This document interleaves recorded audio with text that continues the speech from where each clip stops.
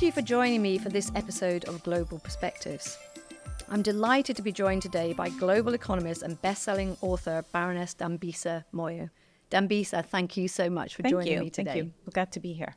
You obviously sit on global boards, and you've written a great book on boards. But Thank you. Thinking about the global organizations, how should they be thinking about navigating, if you like, the sort of change in globalization to nationalization, and what's the sort of geopolitical context that they should be thinking about around the board table? Yeah, so look, first I just want to say this, it's very hard because we've just lived through 50 years plus of globalization, both in terms of growth, but also in terms of how we run these organizations. And if you just think about financially, we would borrow money, a global corporation would borrow money cheaply in London or New York, and then the carry trade would be go and invest in Brazil or in India or South Africa, and you generate these enormous returns that could be distributed back to head office or, globally. So that was really on the financial side. Operationally, we were hiring and moving people around the world very easily. That obviously is now come under challenge with border questions, issues around immigration. You would have seen perhaps recently, even in Canada, they've now putting some sort of curtailment on immigration over the next couple of years. But it's a real big issue. And so the question of how you move people around, even highly skilled workers, I think it comes into frame, which again is a big challenge to how corporations have run themselves. And then even other aspects of it, operations around procurement, supply chains, which were very reliant on other, stuff coming from other places, goods and services from other regions, but also centralizing supply chains in different regions was fundamentally based off of a globalized model. But if you have more barriers to trade, more barriers to capital flows, more barriers to the movement of people, again, corporations have to think about what to do. And we're already seeing movement in that. But as a practical matter, we do think about running global businesses, what we've traditionally called global business, in a much more siloed way. You can see a change from sort of globalization maybe to more sort of localization. What's your sense on where we are with the way that we're looking at sort of government intervention, whether that's sort of heavy-handed government intervention or more sort of supporting capitalism? Where do you think we are around the world? So I think the way I would answer that question is to look at the arc of the global economy over the last, let's call it 50 years, maybe a little bit less than that. So the 1980s was really an era of economic growth as well as global cooperation. So think about the key markers there being the fall of the Berlin Wall, 1989. You had China, 2001, joined the World Trade Organization. There's a lot of global cooperation and there's a lot of economic growth in that period. At that time, there's also recognition that on a relative basis, government should be smaller, and that what you want to be bigger is in the economy is much more private sector. So think Margaret Thatcher or Reagan as examples. And then we get into this period, which I would just for shorthand say really hits around 2008. With the financial crisis, where if the first part of what I just described was positive sum, lots of growth, lots of global cooperation, we move into what I'd call a zero-sum world, where you see a reduction in growth and a reduction in cooperation. And that's really spurred by the financial crisis of 2008. And subsequently, if you look at statistics, Bloomberg has a great study on this, DHL as well, their connectedness index, says peak globalization. So that's integration of trade, immigration, so movement of people, peak movement of capital flows, multilateralism was 2009. So we start to see a decline in cooperation and a decline in economic growth. I would argue that we are now in a negative sum world where not only is the world in its entirety in a way growing much slower, so some countries are even shrinking in terms of growth rates, but we're now in a world where that it's not only are we not cooperating, the world has become much more combative. We have two raging wars in West Africa. In the past 4 years, they've had 6 to 7 coups. We don't even talk about it, these governments being overthrown. So we are in a world, and if you look at forecasts, and the IMF puts out great forecasts, there is an expectation that growth will continue to be quite subdued over the next, certainly 10 to 15 years. And that has a material impact on future generations. And what that means is, as a mode of reaction, I think we will see bigger governments, much bigger debts from government, much bigger deficits. We're already seeing that. I think much more challenge of the private sector. We've heard governments going after Google, for example, going after monopolists. So what they see is monopolism, and also, with the FTC in the United States being very aggressive about new M&A. And I think although you could sit with somebody and they could very credibly make a case for why we need more government intervention in the short term, my own reading of history, going back 200 years, and I do believe cycles repeat themselves, suggests that getting rid of the private sector in such an aggressive way does have enormous consequences that slow down growth and have material impacts on living standards over the longer term. And I think what you're saying as well, in some respects, you're touching on what you talk about quite a lot, which is sustainable growth. Yes. So it's about growing in a way that's sort of respecting the environment and the societal needs. What do you think are the sort of societal pressures that are really faced by businesses today that are going to change the way that we do business? Yeah, so I think fundamentally boards and corporations I believe, have always had an interest in the communities in which they operate. There's no value in growing a corporation without knowing that the environment in which they're operating is also growing, because that's where our customers come from, that's where our employees come from, that is where our suppliers come from. And so it is a sort of ecosystem. And so, a corporation's success by default should be the success of a particular region, a particular community. And so the fact that we are now not only recognizing but also calculating that there are these second-order costs, particularly in the environment, that come from the way we've been operating businesses is something that is absolutely top of mind for corporations. And it should be, because there's no way that we can continue to operate into the future if this issue and headwinds associated with environmental concerns are not addressed. So I fundamentally believe that people are all aligned and we're all trying to solve and row in the same direction, solve for the same problem. That being said, I think there are different approaches. I think for a lot of businesses, they're trying to build sustainable solutions that recognize that there is a cost of capital. There are trade-offs.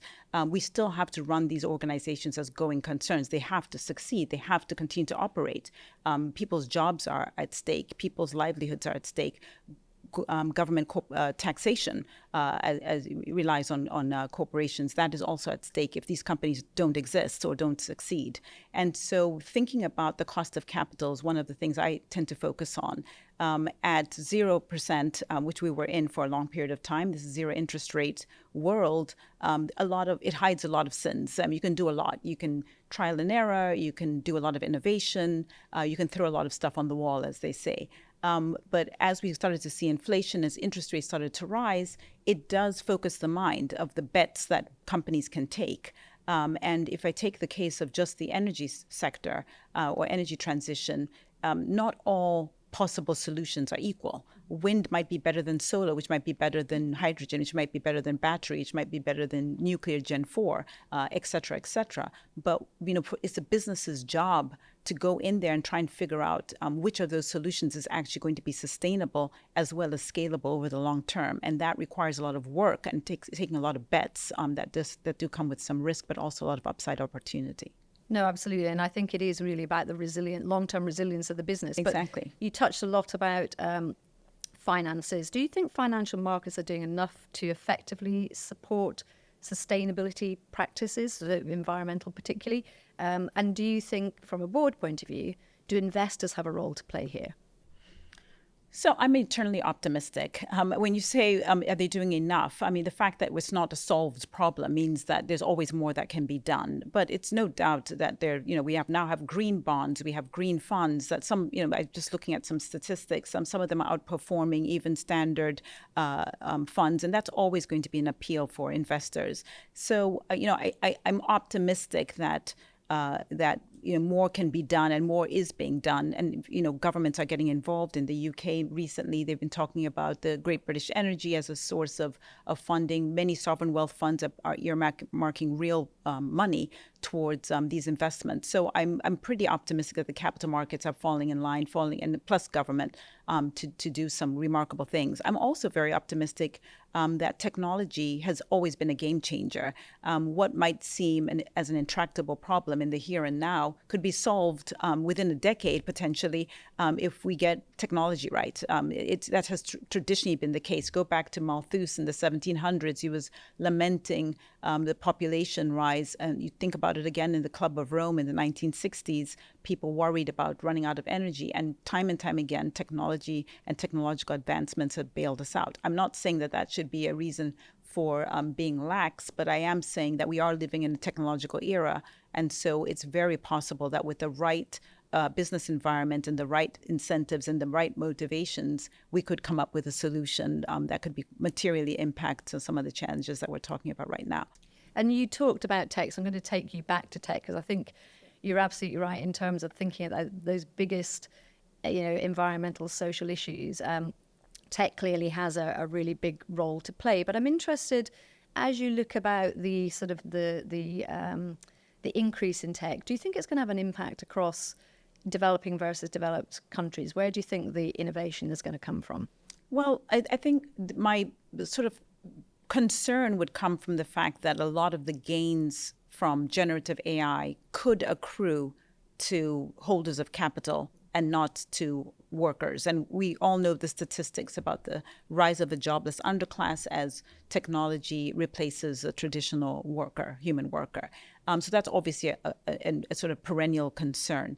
But on the other hand, if you look at some of the statistics I've seen, there's forecasts that suggest we could get $17 trillion of new growth by 2030, purely coming out of AI and generative AI. And really, as a consequence, we could see massive improvements in healthcare and education, in delivery and accessibility of high quality public goods.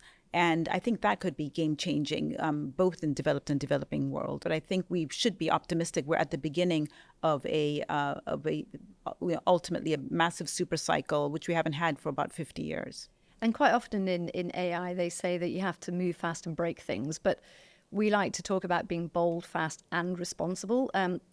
Do you think in AI you can be bold, fast, and responsible? Can you be all three? Yeah, I do. I spend a lot of time in Silicon Valley. I think people are in the right space, right place. And this is why I'm a big proponent of globalization, because I'm pretty sure that's the case in Western society, where I spend most of my time, in boardrooms, in public policy, that people are rowing in the same direction. But can I say with certainty that they're not bad actors in other countries, other regions? I can't say that. And that's a problem and a blind spot that continues to persist in a world that's more deglobalized. But I think, looking at the amounts of money, I think the last statistic I saw was about $150 billion of venture capital every year going into generative AI. Some of it will pay off, some of it won't. But I think that culture, that ecosystem of real money going in to try and solve some of these problems, I think is a good thing. And I'm optimistic about that. And you talk about policymakers, and I think we've obviously seen the EU AI Act. Do you think that policy and regulators can keep up, if you like, with the sort of progress in AI? Well, I don't see why they shouldn't. For boards, we have the same challenge and risks of groupthink, of not being cutting edge, but nothing really ought to stop board members or public policymakers from spending time with people who are at the coalface of these innovations, whether through academia, through accounting firms, audit firms, legal firms who see a broad swathe of clients. I don't think there's anything that should stop them. And when they are engaging, it doesn't always have to be, I'm coming here with an interrogatory spotlight to expose you. I think with this ongoing rapport, trying to understand what's going on, I think there's a lot of commonality, a lot of space for people to learn from each other and continue to try and do the best for the world. And actually, you talked about boards, and I do think it's a really great question. And you're sitting on boards. Do you think boards are equipped to deal with the changes in AI? The people sit around the boardroom table, do they know enough about tech? What's your experience there? Well, let me answer the question in a bit of a convoluted way. So I've been on boards about 15 years. And in those 15 years, I've had a CEO die in office. I've had a company, when I joined, was trading at almost $60 a share, went down to $7 a share. Thankfully, the company still exists. You see where I'm going. We've had a pandemic. And so, was I prepared? I was as prepared as I could be. And I think AI is the same. You make the best decision with the information that you have, which is why it's really important to have as much information to make those decisions, because there are a lot of surprises in life. I mean, nobody forecasted the recent wars, oil price shocks, interest rate changes. There's lots of things happening in the world that we're just unable to forecast. And even when they show up, sometimes when you think you're prepared, you may not be as prepared as you would have wished. And with AI, we are all working very hard. We are putting our feet and tentacles in different spaces, as I mentioned, in academe, in associations, and in trying to read up in trade journals, meeting people who are doing startups to try and broaden our sources of information. But I do think that, bad things do happen, but you want to be in a situation where if it does happen, you did everything possible to stay informed, stay ahead of the game as much as possible. Exactly. And actually, you talk about. And by the way, it's not enough to just be onboarded, which is what happens. You get onboarded into a boardroom, and then they have some annual training. Sure, that's great. That's motherhood and apple pie. In a world like this, you have to do much more, for sure. And you talk about talent, and I've got 2 children, and I look at from a tech point of view. They know so much more than I do. Yes. So how do you think the sort of workplace and tech and AI is going to change the future workplace? And how should we be thinking about that now? Yeah. As older people, being much older. So it certainly is going to change. But, if you, again, taking a big step back and looking back over centuries, at 1900, 60% of the workforce was involved in agriculture. Today, it's less than 2%. And, we know what's happened. People moved into manufacturing. They've moved into services. And so we ought to expect public policymakers, business leaders, decision makers, we should expect that there are going to always be changes occurring. I think the sentiment right now is some people, the most aggressive, would say we're going to have job diminution. That will be material. There will be lost jobs, and that will have a material effect on how government thinks about tax and spend. If the money is really going to accrue to a small group of capital, we'll have to tax them more, and we'll provide more welfare or broader support to a larger population of people who are not working. That's one debate. There are a lot of people who say, well, actually, why be so negative? Every stage in the past 100 years, 150 years, the world has transformed, and new jobs that we hadn't anticipated have emerged. And that could very well be the case now. It may be your children are coders. Coding wasn't, well, there you go. Coding wasn't an option for me when I was coming up. So, I think, the question is really, are you going to be optimistic or are you going to be pessimistic? And I think for businesses, you have to be as optimistic as you can be, but also quite realistic about the challenges that are ahead. And I think we're working through those things. Well, I'm definitely an optimist, so it's good to be in good company. Yes, exactly. Optimists are the ones who create growth and jobs and opportunity. The pessimists, I won't say where I think they work, but I think yeah, we won't go there. So actually just finishing off on talent, because one of the things I thought was quite interesting in the CEO Outlook study was 83% of CEOs think we'll be back to work full-time in the next couple of years. What's your sense on, hybrid working obviously emerged through COVID and lockdown. Looking at the younger generation, they still quite like that. What's your view on back to work? I think it's a really bad idea to work from home. But, I'm an old fogey. They're probably thinking, well, what does it matter? You grew up that way. I did. And I worry particularly for minority groups, women, people of color, because ultimately the way boards and senior leadership decide who's going to be promoted, who's going to run this organization, is about, we look at people who have basically been put through the ringer. They know how to look into the whites of their eyes and ask an employee, is everything okay? And the person says yes, and you say, actually, I don't think everything is okay. Giving feedback. There are lots of signals and signs that you can only do by seeing somebody in the office and in different contexts.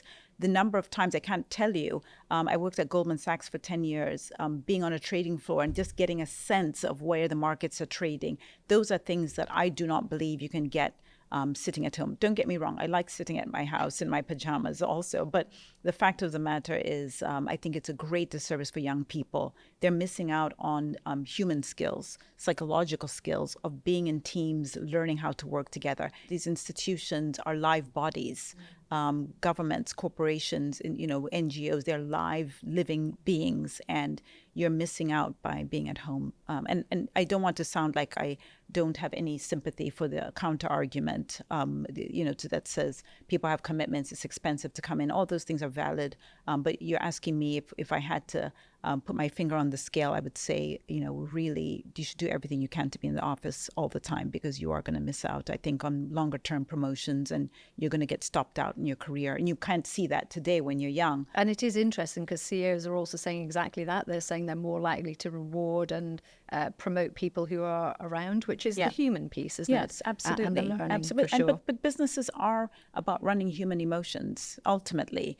It's about understanding your consumers. It's about technology changes. It's about managing regulators. It's about interacting with policymakers. And all of that requires human contact and human engagement. And actually, maybe just on that human side, I'd like to ask a slightly more personal question. But obviously, you've had leadership roles across diverse sectors. You've just had an incredible career academically and from a business point of view. But what personal experiences would you say have shaped where you are today and shaped your philosophy? Well, I think I've been incredibly lucky. I've been able to travel, work, and do business in over 80 countries, rich and poor countries, developing countries, countries that are democratic, countries that are non-democratic. And I think that's helped me really understand that nobody has the answer. The fact that Britain was larger than China 25 years ago, and today it's just 20% of China. I mean, who could have foreseen that? I mean, we're living through incredible live experiences on what works and what doesn't. And so for me, being able to travel, have these experiences and know that no one really knows the answer, and we're all just trying to do the best that we can with the information that we have, has just led me to be less judgmental about it has to always be like this, or it must be the case, because the world has changed before my eyes, and it continues to change in a very rapid pace. So expect the unexpected.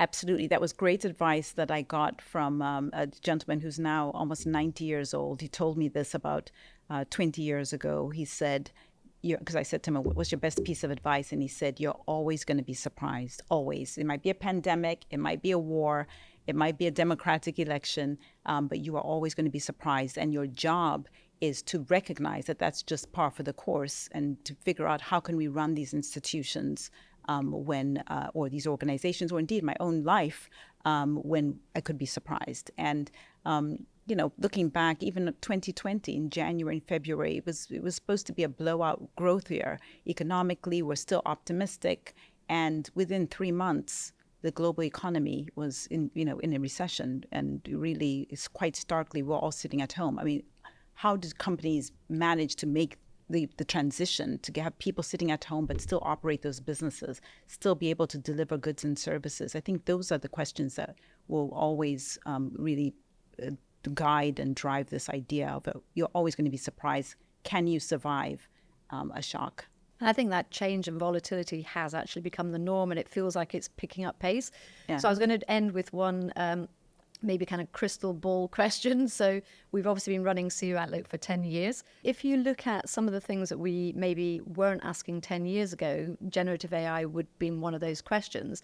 What do you think are the things, if you look 10 years forward, what are the things that we should be thinking about today that might be coming to meet us in 10 years' time? So I love that question. And I always, every time I think about it, whenever I get asked a similar question in the boardroom, I always answer with the same thing. So I'll answer with it here, which is Mark Twain's quote, which is that it's not what you don't know that causes you trouble. I'm paraphrasing. He said it much more eloquently. It's what you know for sure that's just not so. And so I think me sitting here and saying it's going to be this is definitely going to be it. It's going to be demographics, or it's a debt problem. Those are things that we can all point to and say we don't really know what's going to happen to China, what's going to happen to Europe. How do we think about immigration? But actually, it's probably something that we're assuming that is just not the case. So, Baroness Dambisa Moyo, thank you so much for joining us today. It's been an absolute pleasure.